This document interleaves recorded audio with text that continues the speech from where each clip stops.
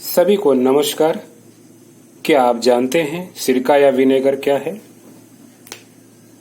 अगर देखा जाए तो हम जानते होंगे एसिटिक अम्ल,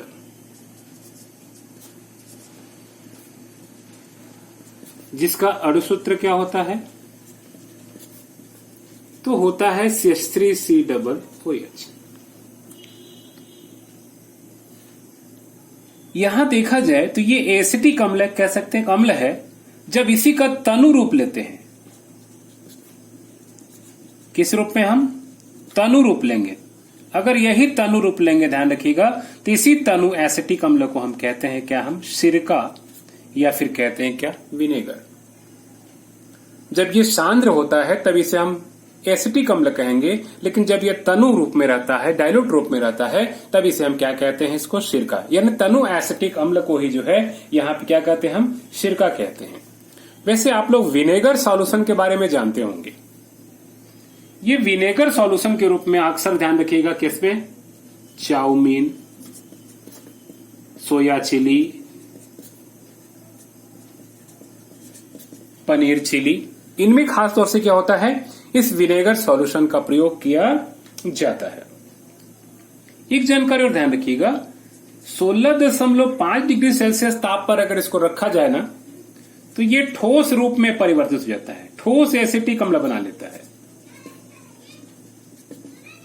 और इस ठोस एसिटिक अम्ल को एक विशेष नाम देते हैं, इसका नाम पड़ता है क्या? ग्लेसियस।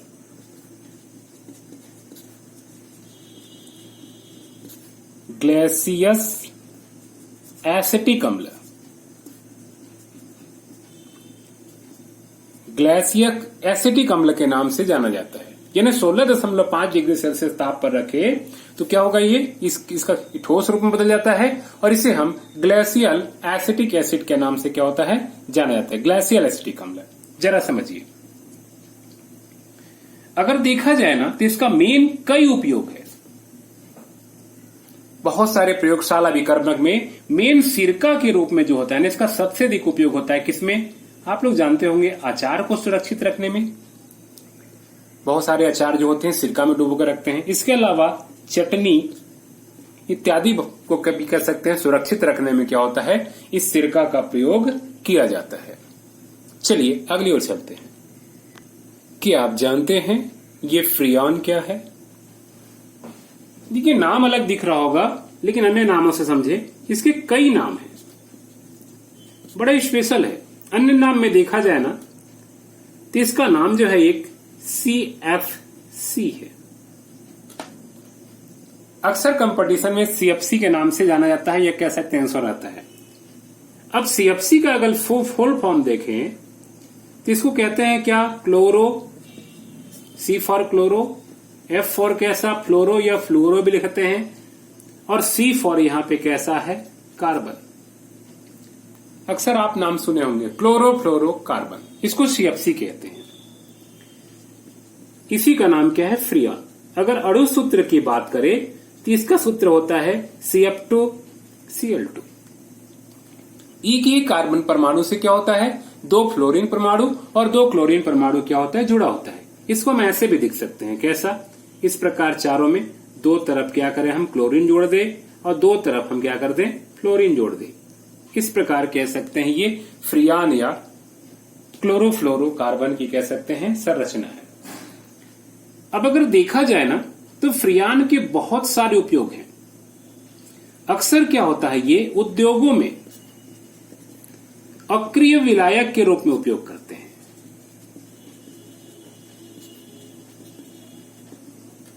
और सबसे बड़ी खासियत क्या होता है ना कि अगर इसको क्या करें हम? थोड़ा सा भी प्रेशर दबाएं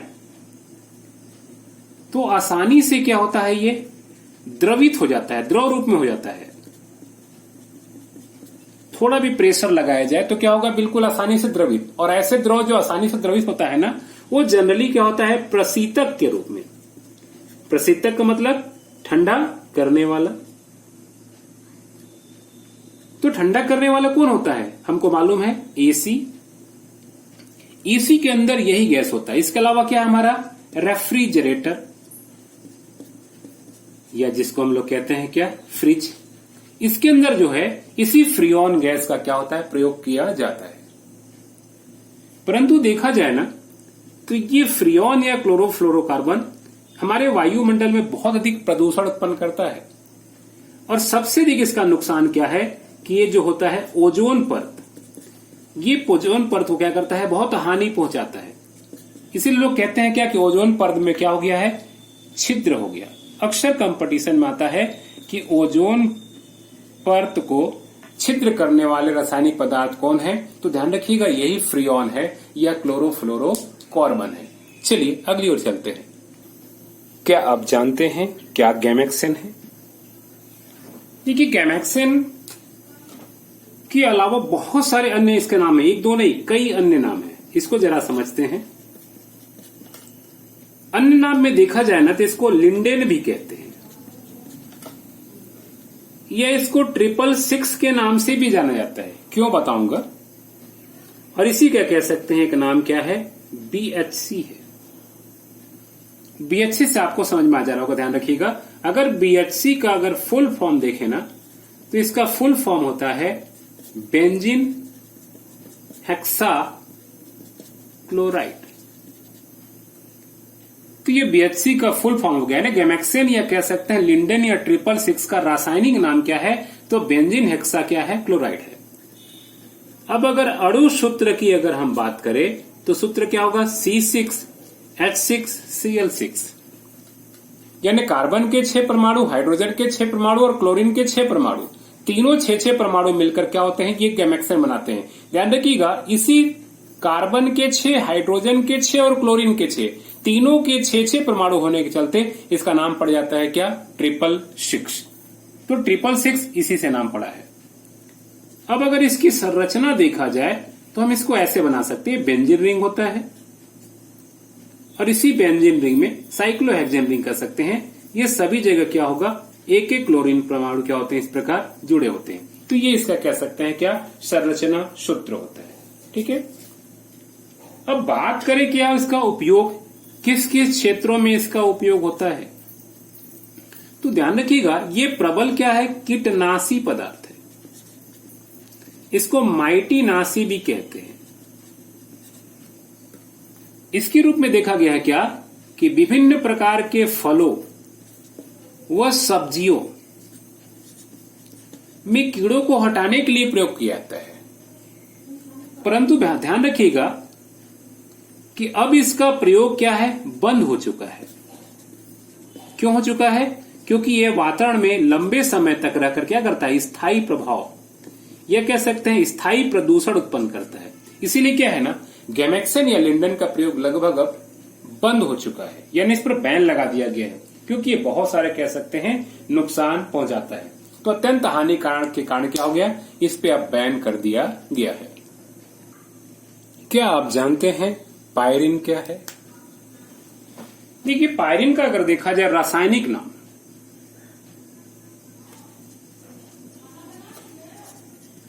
तो इसका रासायनिक नाम है कार्बन टेट्रा क्लोराइड।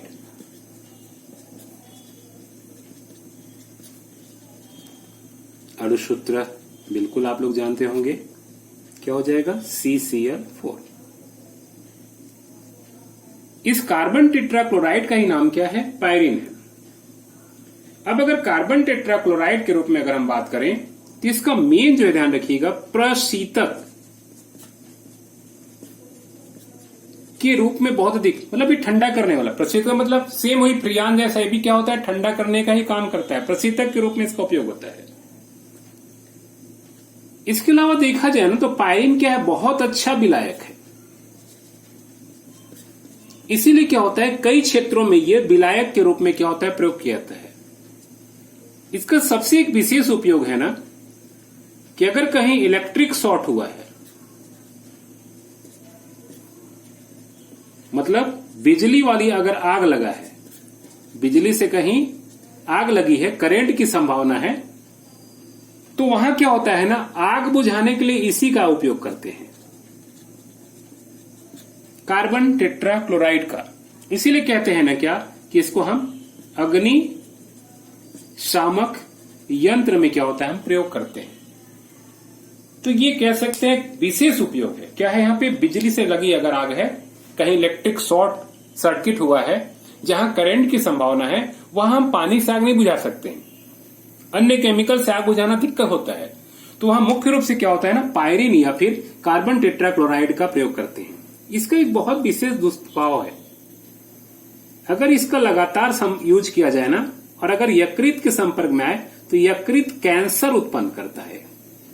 इसके अलावा ध्यान रखिएगा, ये तंत्रिका को भी क्या करता है, क्षति पहुंचाता है, नर्वस सिस्टम को। इसके उपयोग से अगर कह सकते हैं शोषण लिया जाए तो चक्कर भी आता है, इसके अलावा उल्टी भी होती है। इसीलिए कह सकते हैं इसका प्रयोग बड़ा सावधानी पूर्वक किया जाता है। चलिए आगे चलते हैं।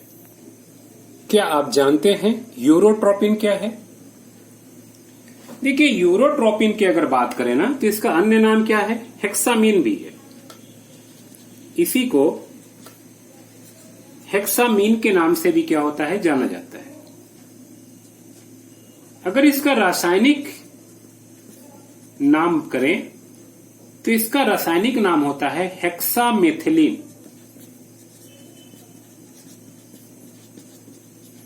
टेट्राएमीन। और अणु सूत्र की बात करें तो क्या होगा, देखिए हेक्सामेथिलीन मतलब 6 होंगे मेथिलीन, CH2 होल 6, और टेट्राएमीन क्या होगा, N4। ये इसका अणु सूत्र होगा। तो यूरोट्रोपिन या हेक्सामीन का रासायनिक नाम क्या होगा, हेक्सामेथिलीन टेट्राएमीन होगा, और अणु सूत्र क्या होगा, CH2 होल 6 N4। इसकी संरचना बहुत विशेष होता है, ये जानना बहुत विशेष है। देखिए N4 है और क्या CH2 होल 6 है, जिसकी संरचना हम ऐसे बना सकते हैं, N CH2 CH2 N, इधर भी N और इधर कैसा CH2, यानी N से N नहीं जुड़ेगा, CH2 से CH2 नहीं जुड़ेगा, एक बीच में सेंटर में N होता है। हमने कहा N से N नहीं जुड़ेगा तो क्या होगा, ये CH2 की सहायता से ही जुड़ता है। ये भी N क्या होगा, CH2 की सहायता से भी जुड़ेगा, और ये भी N क्या होगा, CH2 की सहायता से जुड़ेगा। बड़ा विशेष संरचना होता है यूरोट्रोपिन। अब अगर देखा जाए ना, यूरोट्रोपिन का सबसे मेन क्या है उपयोग, यूज क्या है, तो क्या है ना, हम लोग के शरीर में एक बीमारी होती है, कौन सी, गठिया बीमारी। इस गठिया बीमारी में क्या होता है, जोड़ों में यूरिक एसिड जमा हो जाता है। तो यूरोट्रोपिन की खासियत है कि अगर हम इसका यूज करें ना, तो ये क्या करता है, जोड़ों से यूरिक एसिड को हटाता है। तो गठिया की बीमारी से कह सकते हैं क्या, निजात मिलता है। तो हम कह सकते हैं कि यूरोट्रोपिन का मुख्य उपयोग जो है वो गठिया संबंधी बीमारियों में होती है। और हमने क्या कहा, गठिया कैसा होगा, तो हमारे जोड़ों में लगातार अगर हमारे शरीर में अधिक मात्रा में यूरिक एसिड बन रहा है तो क्या होता है, ये हमारे जोड़ों में जमा होने लगता है। रक्त में लेवल बढ़ने से जोड़ों में जमा होने लगेगा, और ये क्या होता है, जोड़ों में जमा होने से क्या होगा, धीरे धीरे दर्द होगी और सीधे सीधे गठिया बदलता है। तो यूरोट्रोपिन कह सकते हैं कारगर औषधि है, किसके लिए, यूरिक एसिड को हटाकर गठिया से निजात दिलाने के लिए। चलिए अगली ओर चलते हैं। क्या आप जानते हैं एस्प्रिन क्या है? देखिए, ये सबको पता है कि ये दवाई के रूप में हम यूज करते हैं, कई क्षेत्रों में जानते हैं, पर एस्प्रिन के बारे में रासायनिक संगठन अणु सूत्र क्या है, कई लोगों को पता नहीं होगा। चलिए, बहुत लोगों को जानकारी है इसके बारे में। हम औषधि के रूप में यूज करते हैं, लगभग 100% लोगों को हम कह सकते हैं लगभग जानकारी है, जो थोड़ा बहुत कह सकते हैं दवाई के बारे में जानकारी रखते हैं। देखिए, अगर एस्प्रिन की बात करें ना, तो इसका रासायनिक नाम क्या है, इसको जरा देखें हम। तो इसका जो रासायनिक नाम है वो कहलाता है क्या, acetyl salicylic acid. Acetyl salicylic अम्ल के नाम से जाना जाता है। अब अगर बात करें इसका अणु सूत्र का, तो अणु सूत्र कहता है C9H8 और कैसा, O4, यानी कार्बन के 9 परमाणु, हाइड्रोजन के 8 परमाणु और ऑक्सीजन के 4 परमाणु से मिलकर बना होता है। अगर इसकी संरचना देखें तो ये बेंजीन रिंग वाला यौगिक है, इस प्रकार बेंजीन रिंग, और इसी बेंजीन रिंग से जुड़ा होता है कैसा, O CO CH3 और नीचे क्या होता है, इसमें कार्बोक्सिलिक ग्रुप होता है। ये एसिटिल सैलिसिलिक अम्ल या फिर कह सकते हैं एस्प्रिन की क्या है, संरचना है। हमको मालूम है इसका उपयोग, ये क्या होता है, ज्वरनाशक मतलब बुखार के लिए, और इसके अलावा क्या है, ये दर्दनाशक का भी काम करता है, दोनों काम करता है। बुखार को भी हटाएगा, अगर शरीर में दर्द होगा तो भी हटाएगा। अब देखा जाए तो नई अध्ययन से क्या मालूम पड़ा है, इसका उपयोग जो है कैसा, हार्ट अटैक को रोकने के लिए। अक्सर सुने होंगे, कहते हैं क्या कि अगर किसी को हार्ट अटैक आ रहा है तो जीभ के नीचे क्या होगा, इसका टेबलेट हम रख सकते हैं। तो ये हार्ट अटैक को रोकने के लिए भी कह सकते हैं, अभी नई अध्ययन में पता चला है। इसके अलावा देखते हैं आजकल क्या है, इसका लोग गले में अगर टॉन्सिल वगैरह है तो गरारा भी करते हैं पानी में डाल करके। तो इसके कई उपयोग हैं। मेन क्या है, दर्दनाशक और ज्वरनाशक के उपयोग करते हैं। इसके अलावा हमने क्या कहा, नए अध्ययन में क्या है कि अगर किसी को हार्ट अटैक के दौरे पड़ रही हैं तो उनके कुछ समय के लिए कह सकते हैं लाइफ सिक्योर करने के लिए या जीवन सुरक्षित रखने के लिए हम किसको क्या कर सकते हैं, एस्प्रिन को जीभ के नीचे रख करके उनको हम लाइफ सेव कर सकते हैं। यही है क्या, एस्प्रिन। अगर आज अभी तक कोई अगर चैनल को सब्सक्राइब नहीं किए होंगे तो प्लीज दोस्तों, नेक्स्ट वीडियो प्राप्त करने के लिए आप जरूर चैनल को सब्सक्राइब करें, ताकि इसी प्रकार की वीडियो आपको प्राप्त होती रहे। उम्मीद है ये जानकारी आपको पूरी तरह से समझ में आई होगी और बहुत बेहतर लगा होगा। अगर वीडियो पसंद आई होगी तो प्लीज लाइक, शेयर और सब्सक्राइब जरूर करेंगे। Okay, thank you.